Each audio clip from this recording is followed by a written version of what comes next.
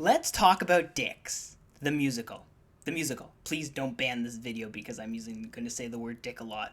Um, this movie is about two self-obsessed businessmen, uh, which are also the writers of the movie, Aaron Jackson and Josh Sharp.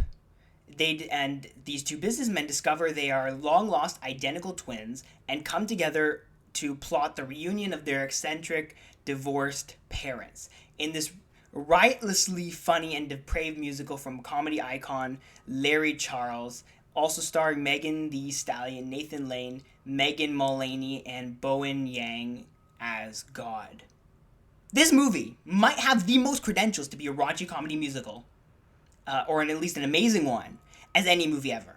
Not only is it directed by Larry Charles, who is the director of Borat and The Dictator, and also worked on Seinfeld and the one the other comedy show, but it also stars Megan Mullaney, the voice of Gail in Bob's Burgers, Nathan Lane, the voice of Timon and from The Lion King, and Pepper from Modern Family.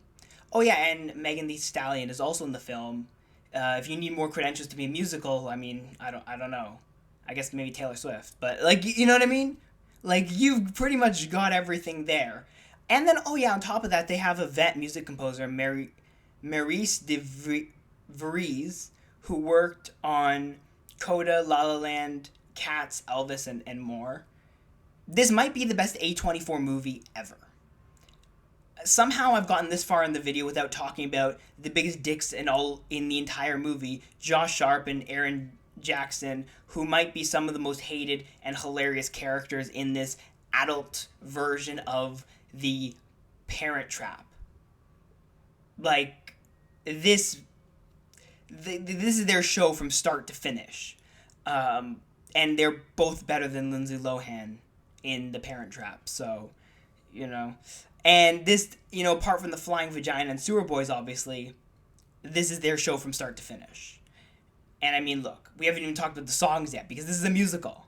The songs make you want to sing every line, and any line that is not sung is basically like the is hilarious, right? Like you just go from singing to hilarious. And my golden rule when I typically talk about movies, right? Or when I typically go watch movies, not even when I talk about them, but when I decide, okay, what am I going to watch in theaters? Typically, comedies are not bad. However, this year I've broken the rule twice. And this would be the second time. And I'll tell you something. This is a movie which you have to watch in theaters, okay? So I watched this in theaters. This movie you need an audience, because when you have an audience, you can it's laughter is infectious, and this movie has a lot of infectious things, especially laughter. And I feel like you do need that audience to kind of fully not only get it, but also like fully embrace it, right? So this movie, again, it works better with the crowd. It works better with a group of people. And I'm so glad I broke that rule and I watched this comedy in theaters, because it would not have been the same if I didn't.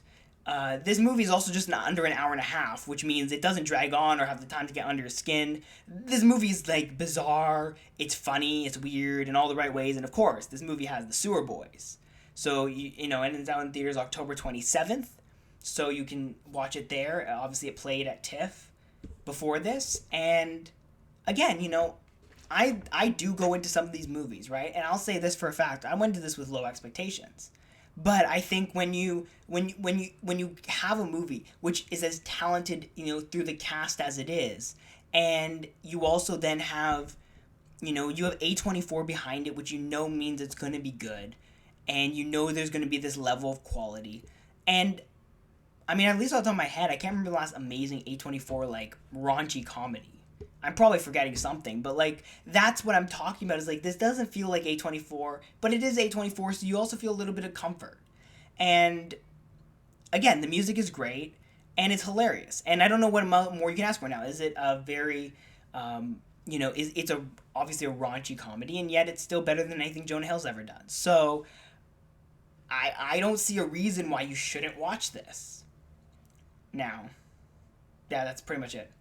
I don't have much else other than thank you all for watching this video. And if you liked it, feel free to subscribe. You can also like, comment, and if you're watching this on podcast apps, then or listening to this on podcast apps, then go ahead and show your support by doing something. Just like following the podcast. We've got some more stuff coming. Got a giveaway coming very, very soon. And thank you all for watching this. We've got some more great content. And if you've seen Dix the Musical when it was at TIFF or at any other point, let me know what you thought of it down below. Obviously, I'd love to hear what everyone thinks. And now I'm going to give my star rating, which I'll give it a 7, you know? I think there's points, I think sometimes just generally with over-the-top comedies, you sometimes do lose a little bit of the emotion stuff, but, it's still, like, you go in with the expectation of being an over-the-top comedy, you're going to be excited. It was an enjoyable movie, 6.5, 7. Because when you look at it, obviously, it's hilarious for what it is. It's great for what it is. It's a musical.